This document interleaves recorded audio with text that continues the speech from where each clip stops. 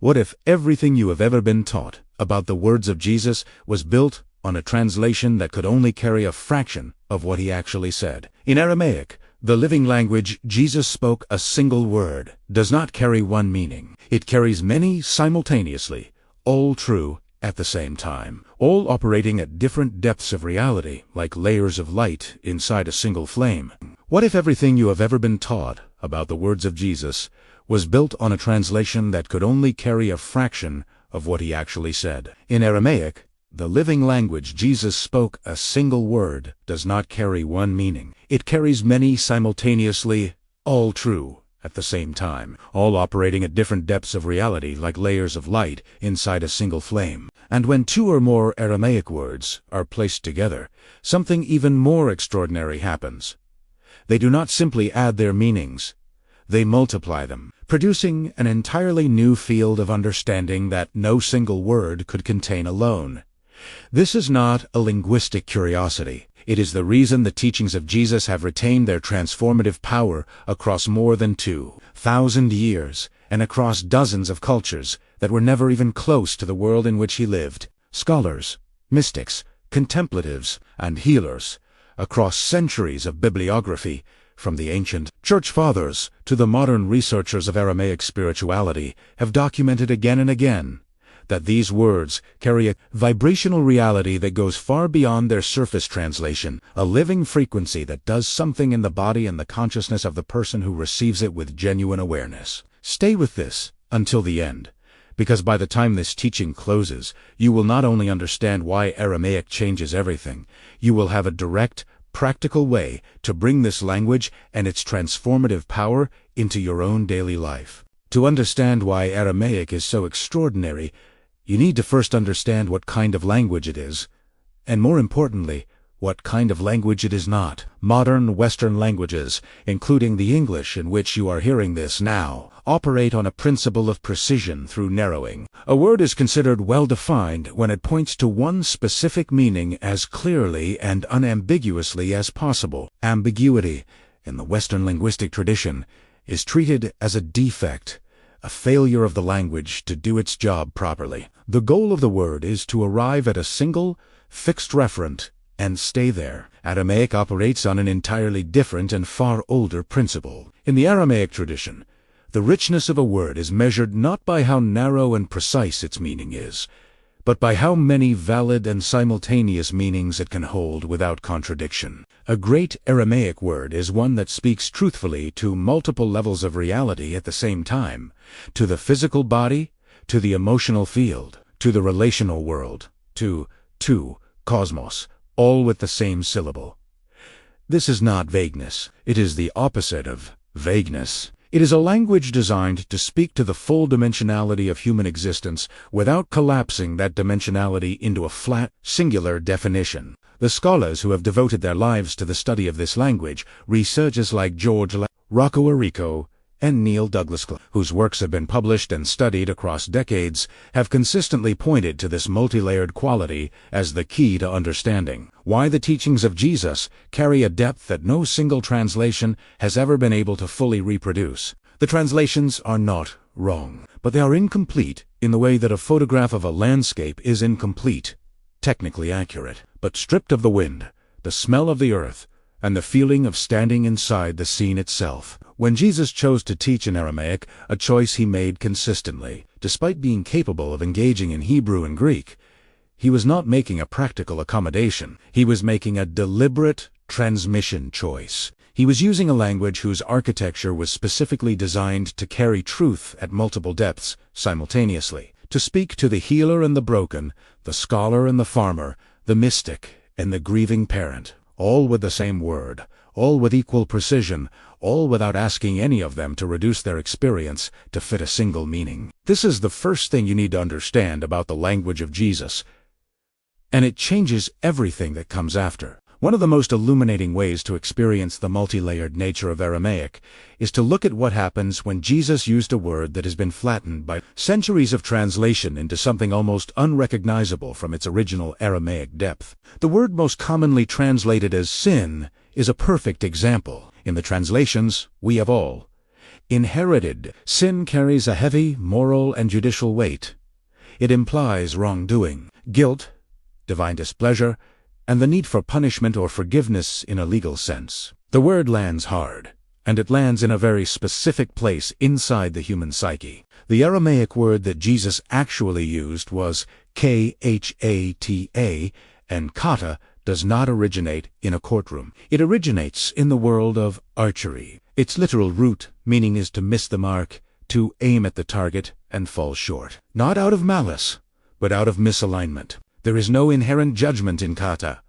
There is no cosmic prosecutor. There is simply the observation that a consciousness has aimed at something real and true and, for whatever reason, fear, distraction, inherited misdirection, has not yet found its alignment with it. Kata is a word of compassionate diagnosis, not condemnation. Now notice what this shift does to every single teaching of Jesus in which the word sin appears. Every conversation about forgiveness becomes a conversation about realignment. Every healing encounter in which Jesus addresses someone's kata becomes an act of recalibration, restoring the inner aim of a consciousness that had drifted from its true target. The famous words, "Your sins are forgiven," become, in Aramaic, something closer to your misalignment is corrected.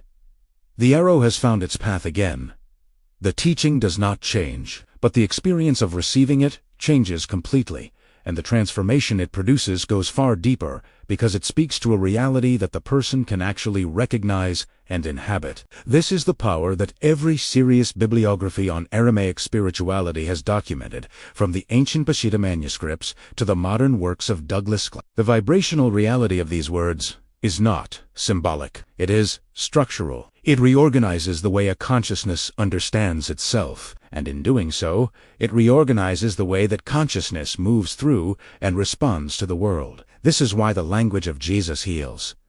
Not because it is beautiful, too good is, but because it speaks directly to the architecture of human experience in a way that flat translation has never been fully able to reach. If these Gnostic teachings are awakening a desire for inner transformation within you, we prepared the guides with the sacred words where this journey begins. The link is pinned in the comments. The second great dimension of Aramaic that makes the language of Jesus so extraordinarily alive is what happens when words are combined. In most languages, when you place two words together, their meanings, add 2 and 3, make 5. The result is larger than either part, but it is still a sum predictable, linear, contained. In Aramaic, when two words are placed in relationship with each other, they do not add te multip. They enter into a creative relationship that produces meanings.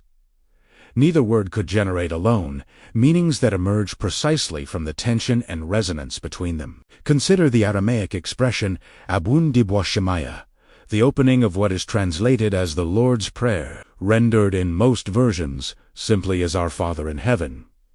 In Aramaic, Abuan does not mean father in the patriarchal, distant, authoritative sense that centuries of translation have embedded in Western religious consciousness. Abwoon is a word built from the root ab meaning source, creative, originating power, combined with a suffix that denotes an ongoing, generative outpouring. Abun is the sound of a source that is actively, perpetually generating, a fountain that never stops, a creative intelligence that is always in the act of bringing forth. It is not a noun of identity. It is a verb of continuous creation. Now adiboshmaya, translated as in heaven, but in Aramaic carrying the sense of the vast luminous field of vibration, the realm of organized light from which all manifest reality emerges. When Jesus placed Sabun and Diboshmaya together, he was not asking his followers to address a distant royal figure sitting above the clouds. He was inviting them into conscious relationship with the continuously generating source of all luminous reality, a source not above them, not outside them, but pervading the very field of existence in which they stood and breathed and searched for meaning. The prayer that begins with these words is entirely transformed by this understanding. It is no longer a petition to a powerful external authority. It is an act of conscious attunement, a deliberate alignment of personal consciousness with the generative luminous field from which all things continuously emerge. Every person who has studied Aramaic prayer in depth and with genuine interior engagement has reported the same experience. Something shifts. Something opens. The vibration of the words doth what the translation alone was never able to do.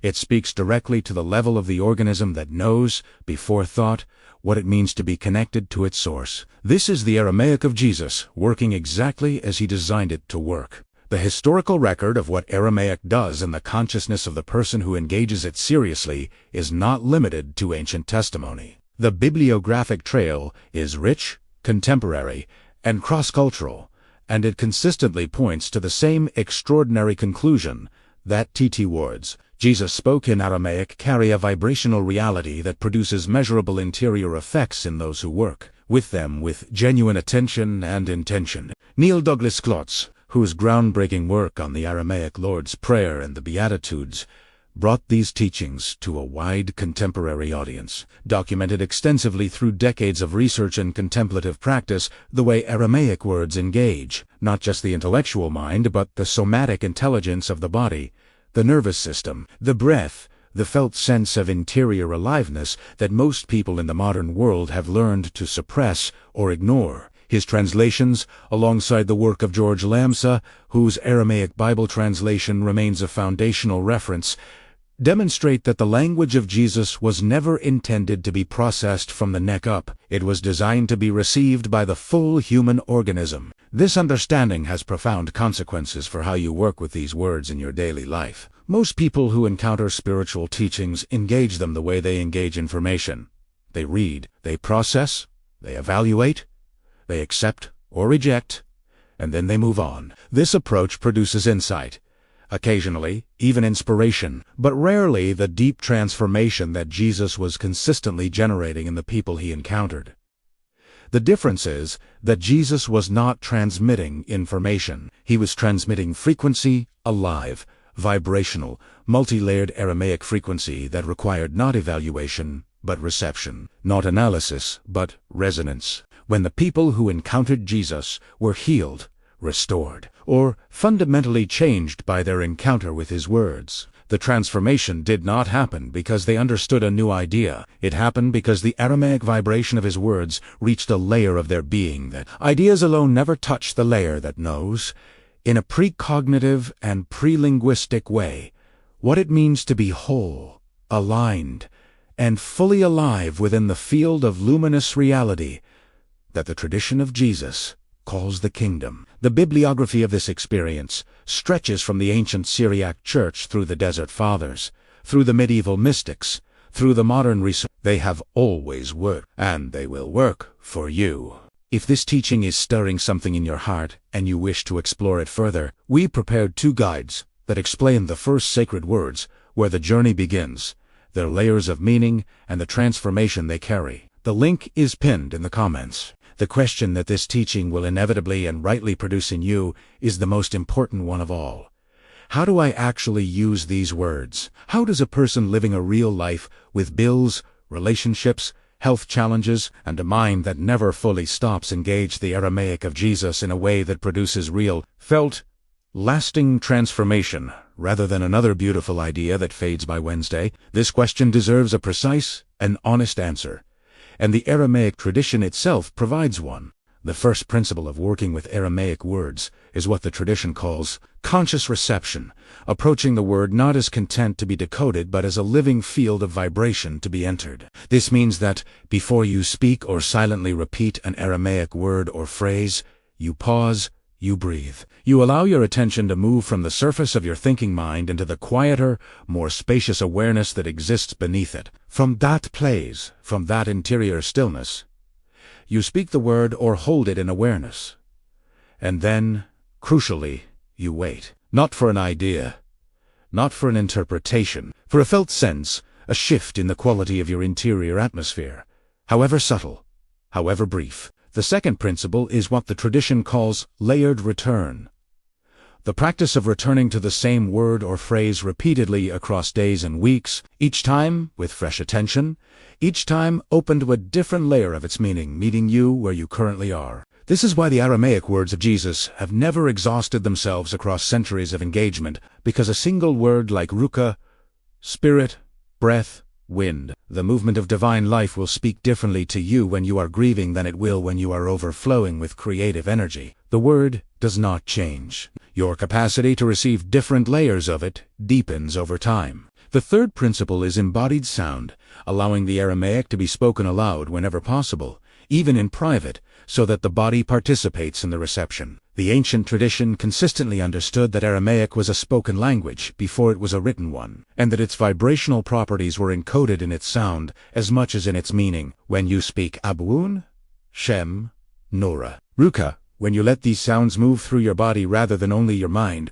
something in the organism responds at a level that reading alone does not reach. This is not mysticism for its own sake. It is the oldest and most rigorously attested spiritual technology in the tradition of Jesus, and it remains fully available to you today, in whatever room you are sitting in right now. Everything in this teaching has been moving toward a single understanding that the language of Jesus was designed to deliver at the deepest level it can be received. That the Aramaic words he spoke were never meant to be studied from a distance. They were meant to be inhabited. They were meant to live in the body, move through the breath, reorganize the nervous system, and restore the consciousness that has drifted from its true nature back to the luminous aliveness that the tradition of Jesus insists is the original and permanent condition of every human soul. The reason these words have survived 2,000 years of translation, political manipulation, cultural upheaval, and the relentless pressure of institutions to reduce their power to manageable doctrine is simple.